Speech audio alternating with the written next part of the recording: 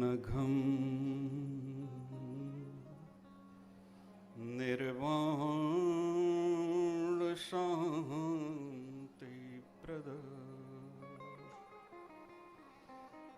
ब्रह्मा शम्भुफणीन्द्रसेव्यमनिशं वेदान्तवेद्यं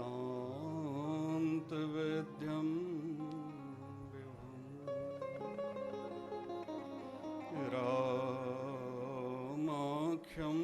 जगदीश्वरं सुरगुरुं माया मनुष्यं हरिं वन्देऽहं करुणाकरं रघुवरं भूपालचूडा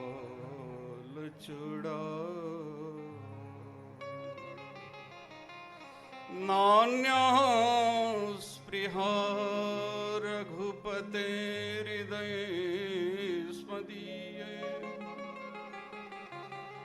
सत्यं वदामि च भवान् अखिलान्तरात्मा भक्तिं प्रयच्छ रघुपङ्गवनिर्भरां मे कामादिदोषरहितं कुरु मानसं च अतुलितबलधामं स्वर्णशैलाभदेहं दनुजवनकृशानं ज्ञानिनाम् अग्रगण्यम् सकलगुणनिधानं वानराणामधीशं रघुपतिप्रियभक्तं वातजातं नमामि रघुपतिप्रियभक्तं वातजातं। बोलिए श्री द्वारिकाधीश की। आवाज आएगा नहीं कहीं? ફરી એક વખત ટ્રાય કરીએ. એક વખત એવું બન્યું કે સ્મશાન યાત્રામાં કેટલાક લોકો રામ બોલો ભાઈ રામ રામ બોલો ભાઈ લઈને એક યાત્રા અંદર આવી સ્મશાનમાં. એક સંત ત્યાં બેઠા હતા, એણે પૂછ્યું કે તમે બધા બોલો છો પણ આ ભાઈ સૂતા છે કેમ નથી બોલતા? બોલે બાપજી એ મરી ગયા છે, બોલે નહીં. બોલીએ શ્રી દ્વારિકાધીશ કી. હવે ખેરોલ સાચું.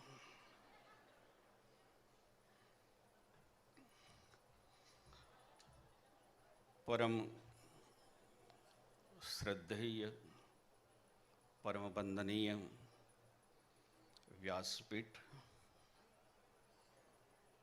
व्यासपीठ पर विराजमान व्यास स्वरूप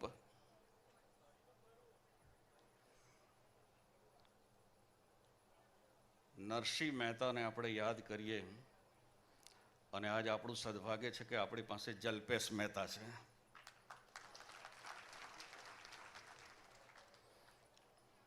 કંઈક નરસિંહ મહેતા, બંને નાગરી છે.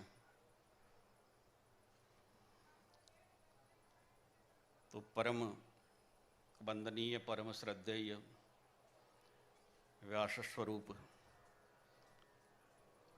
આચાર્ય શ્રી જલ્પેશ મહેતાજી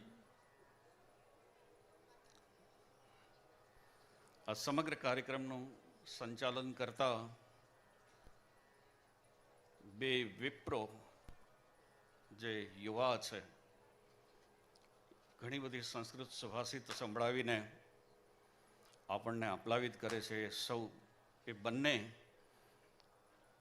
યુવા વિપ્રોના વંદન. અહીં સંગીતમાં સુંદર મજાના સૂર આપે છે એ સૌ સંગીતજ્ઞો, અને જેમણે આખું આ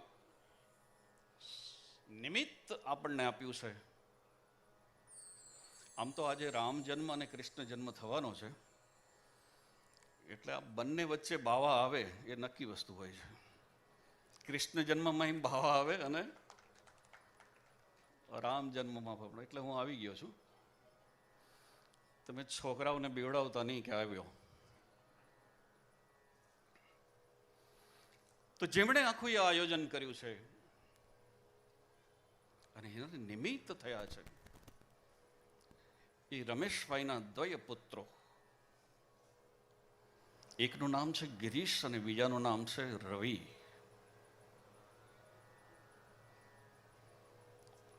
અમારે ત્યાં જે નામની પરંપરા છે એમાં બે નામ બહુ અદ્ભુત નામ છે. એક ગિરિઓનો ઈશ છે તે ગિરીશ, અને જે સાક્ષાત પ્રકાશ છે તે રવિ. એટલે રમેશભાઈના બે દ્વય સંતાનો. રમેશભાઈ સાથે મારો નાતો બહુ 15 વર્ષ પુરાનો. એમના પ્રેસમાં જઈને સવારે જતો ને બપોરે ઉપર ઓફિસ હતી એમાં આરામ કરતો અને સાંજે છેટ એની પાસેથી જતો. તો આ પરિવાર સાથે મારો, ગિરીશભાઈ સાથે, અને મને આ લગભગ પ્રેસ લાઇનમાં લાવનાર, મને શીખવાડનાર આ બધા એક રીતે મારા ગુરુઓ બી હતા. એ બંને. જો દુનિયામાં સૌથી મોટું કોઈ બળ હોય તો તે ધન બળ છે. કેચિદ વદંતી ધનહીન જનો જગન્ય. મારા ધર્મશાસ્ત્રોએ કહ્યું, સર્વે ગુણા કાંચનમાશ્રિત. દુનિયામાં સૌથી મોટું બળ હોય તો તેનું નામ છે ધન બળ. પણ એ ધન બળથી પણ મોટું કોઈ બળ હોય તો એ છે દેહ બળ. પણ એ દેહ બળથી પણ કોઈ મોટું બળ હોય તો તે બુદ્ધિનું બળ છે. પણ બુદ્ધિથી કોઈ જો બળ મોટું હોય તો તે મનનું બળ છે, આત્મબલ છે. અને આત્મબલથી પણ કોઈ મોટું બળ હોય તો છે જનબળ છે. પણ ધનબળ હોય, શરીરનું બળ હોય, મનનું બળ હોય, આત્મબળ હોય, દેહનું બળ હોય, સંપત્તિનું બળ હોય, મિત્રો જનનું બળ હોય, આ બળથી બધું જ પ્રાપ્ત કરી શકાય. પણ ના ધન બળથી પ્રાપ્ત થાય, ના શરીર બળથી પ્રાપ્ત થાય, ના મન બળથી પ્રાપ્ત થાય, ના જન બળથી પ્રાપ્ત થાય. આ કેવલ ભગવત કૃપાથી પ્રાપ્ત થાય. એનું નામ છે શ્રીમદ ભાગવત. રામચરિત માનસ કહે છે, અતિ હરિ કૃપા જાહી પર હોઈ, પાંવ દેઈ એહી માર્ગ સોઈ. જેના ઉપર ભગવાનની બહુ કૃપા થાય ને એ પછી ભગવાનની નામની તરફ ગતિ કરતો હોય છે, ભગવાનના રસ્તા ઉપર ચાલતો હોય છે. અને બહુ અદ્ભુત વસ્તુ છે. રમેશભાઈના, અમારે ત્યાં ડોંગરે બાપજી બહુ કહેતા, બાપજી કે તમે પાપ કર્યા છે કે તમે પુણ્ય કર્યા છે એનું પ્રમાણ તમારે જોતું હોય તો તમારે તમારા સંતાનને જોઈ લેવા. તમારો સંતાન યદિ અવળે માર્ગે છે તો તમે પાપ કર્યા છે, અને તમારો સંતાન ભગવત માર્ગે છે તો સમજો કે તમે પુણ્ય કર્યા છે. રમેશભાઈ પુણ્યશાળી આત્મા હતો, એટલા માટે એના દ્વય પુત્રોએ શ્રીમદ ભાગવત ખેરોલને ઉપસ્થિત કરાવ્યું. આખો આ પ્રદેશ ભક્તિમય બન્યો છે. તો ભગવત કૃપા કેવલ. બહુ વધારે નહીં લઉં, સૂત્રાત્મક એક વાત કહીને હું એકદમ મારી વાણીને વિરામ આપીશ. હું તો આમ તો સાંભળવા આવ્યો હતો, પણ તમે ખેરોલવાળા બહુ વિચિત્ર લોકો છો. જે મહેમાન હોય એને રાંધવા બેહાડાય કોઈ દી? હું તો આવ્યો તો જમવા, શાસ્ત્રીજીને સાંભળવા આવ્યો છું. આમ તો 2 દિવસથી 3 દિવસથી યુટ્યુબ ઉપર સાંભળું જ છું, પણ રૂબરૂ સાંભળવા આવ્યો છું. અને તમે મને માઇક સોંપી દીધું. અને આ માઇક એવું વસ્તુ છે કે આને લગભગ બાવો છોડે નહીં, નેતાય ના છોડે. ભાગવતમાં એક બહુ અદ્ભુત શ્લોક છે. તમે એનું મહાત્મ્ય જ્યારે જોયું ત્યારે બહુ અદ્ભુત વસ્તુ છે. સાહેબ, એક વસ્તુ પકડી લો, ભાગવત તો કેટલું દિવ્ય છે. સાક્ષાત ભગવાનનું સ્વરૂપ છે વાંગમય. તો ભાગવતનો એક બહુ અદ્ભુત શ્લોક છે. જ્યારે ગોકર્ણજી પોતાના પિતાને ઉપદેશે છે, એના પિતાને કહે છે કે હવે આત્મદેવે કહ્યું કે હું બહુ કંટાળ્યો છું, મને ધુંધુલી બહુ પરેશાન કરે છે, ધુંધકારી, હવે મારે શું કરવું? હું વનમાં ચાલ્યો જાઉં. એ વખતે ગોકર્ણજી બહુ અદ્ભુત વાત કરે છે. પિતાજી, વનની અંદર જાઓ, પણ આ સાવધાની રાખજો. તમારે બધાએ, આપણે સૌએ આ સાવધાની રાખવા જેવી છે. બહુ અદ્ભુત વસ્તુ છે. ધર્મ ભજસ્વ સતતમ ત્યજ લોક ધર્મ શિવસ્ય સાધુ પુરુષાં જહિ કામ તૃષ્ણા. પિતાજી, વનની અંદર જ્યારે ગતિ કરો તો એક સાવચેતી રાખજો. ધર્મને ભજન, ધર્મને એકદમ ધર્મનું ભજન કરજો, ધર્મનું ચિંતન કરજો. અને ધર્મ કેવો તો કે સતત. શ્રાવણ આવે ને મહાદેવજી ગોતીએ, નવરાત્રિ આવે ને માતાજી ગોતીએ, એમ નહીં. ધર્મ એ સતત પ્રક્રિયા છે. તો ધર્મ ભજસ્વ સતતમ ત્યજ લોક ધર્મ. લોક ધર્મ છોડો. કોણ શું કહે છે? કથામાં બેસીને, મંડપમાં બેસીને કોણ કેવી સાડી પહેરીને આવ્યું છે એની બહુ વાત ના કરવી. ખબર છે ચાવલી પાસે બહુ સાડી છે, મને ખબર છે. તો લોક ધર્માન એને છોડવાનું છે. કરવાનું શું છે? અન્યસ્ય દોષ ગુણ ચિંતનમાશુ મુક્ત્વા સેવા કથાર્ષમહો નિતરામ પિબત્વ. અન્યના ગુણ અને દોષને જોયા વગર કેવલ પરમાત્માની કથા અને કેવલ પરમાત્માની કથામાં ડૂબી જવું, એનો રસનું પાન કરવું, એ જીવનનું પરમ લક્ષ્ય છે. અને તેથી અહીંયા જ્યારે જ્યારે વચ્ચે ગેપ આવે તો ભગવાનનું ભજન કરવું, કોઈની વાત ન કરવી. બહુ મહત્તા છે ભગવદ નામની. કલિયુગ કેવલ નામ આધાર સુમેરી સુમેરી નર ઉતરહિ પારા. ભગવાને ગીતામાં કહ્યું, યજ્ઞાનામ જપ યજ્ઞોસ્મી. બધા જ ગ્રંથોમાં કેવલ એક જ વાત છે, એ છે ભગવદ નામ. દુનિયામાં ભગવદ નામ સિવાય બીજું કશું નથી. ચૈતન્ય મહાપ્રભુ કહે છે, હરેર નામ હરેર નામ હરેર નામેવ કેવલમ કલો નાસ્તૈવ નાસ્તૈવ નાસ્તૈવ ગતિરન્યથા. કેવલ ભગવદ નામ. જ્યારે જ્યારે સમય મળે ત્યારે ત્યારે કોઈની ચોવટ કરવાના બદલે ભગવદ નામ લેવું. આ દેશની પરંપરા હતી. જ્યાં સુધી ઇડિયટ બોક્સ ઘરમાં આવ્યા નહોતા ત્યાં સુધી બહેનો ગૃહે ગૃહે ગો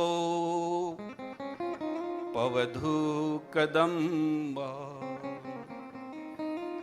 ગૃહે ગૃહે ગોપવધુ કદંબા સર્વે મિલિત્વા સમવાપ્ય યોગમ પુણ્યાનિ નામાનિ પઠન્તિ નિત્યમ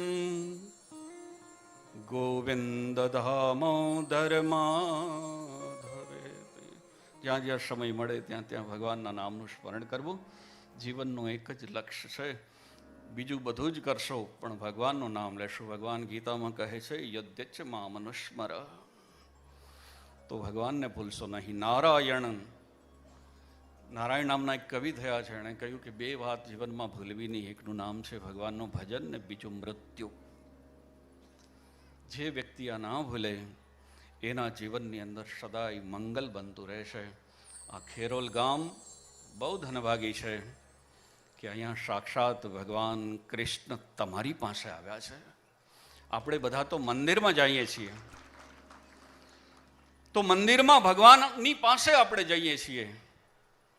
આજ વ્યાસ સ્વરૂપ અને ભગવાનનું એ વાંગમય સ્વરૂપ શ્રીમદ ભાગવત ખેરોલના પ્રાંગણમાં આવ્યું છે. આપ સૌ ધનભાગી છો અને આવા ઉત્તમ વક્તા તમને મળ્યા છે. જો વક્તાઓના જે લક્ષણ બતાવ્યા એમાં એક લક્ષણ એનું જે વિરક્તો, તો શાસ્ત્રીજીનો પરિચય જ્યારે જ્યારે દેવાય છે અહીંયા આચાર્યજીનો, ત્યારે એમણે કોરોના કાળની અંદર જે અદ્ભુત કામ કર્યું છે એની વાત થાય છે. તો એ વિરક્ત છે. વિરક્તો વૈષ્ણવો વિપ્રો, આ બધા લક્ષણ એમાં છે. અને તેથી આવા ઉત્તમ વક્તા, ઉત્તમ શ્રીમદ ભાગવત અને આખું એ ઉત્તમ ખેરોલ ગામ, આપ સૌ ધનભાગી છો કે તમને પરમાત્માની કથા મળી છે. પરમાત્માની કથા કેવલ ભાગ્યથી મળે છે. ભગવાન આજે જે ભાગવતની કથા અહીંયા થઈ છે, તમે થોડા વર્ષ પછી જોશો કે આપણા એ આખા જે આ ખેરોલ વિસ્તારની જે સ્થિતિ છે એમાં પરિવર્તન આવશે, ચોક્કસ આવશે. અને એક વસ્તુ જતાં જતાં કહેતો જાઉં કે રમેશભાઈ જે સ્વરૂપે જ્યાં હશે ત્યાં એને બહુ જ ખુશી થતી હશે કે મેં મારા બે આ લવકુશ, મેં ગિરીશ અને રવિ, આ બે સંતાનોએ એમની પાછળ ભાગવત શ્રીમદ ભાગવતની કથા કરી અને આખા ખેરોલ ગામને પાવન કરી દીધું, અમારી આખી ભૂમિને પાવન કરી દીધી. ભગવાન એમને ખૂબ સંપન્ન બનાવે અને દર 2 વર્ષે એક શ્રીમદ ભાગવતની કથા ખેરોલમાં ફરી થાય અને જલ્પેશભાઈને જ આપણે સાંભળીએ એવી મંગલ કામના સાથે મારી વાણીને વિરામ આપું. ભગવાન દ્વારિકાધીશ કી જય.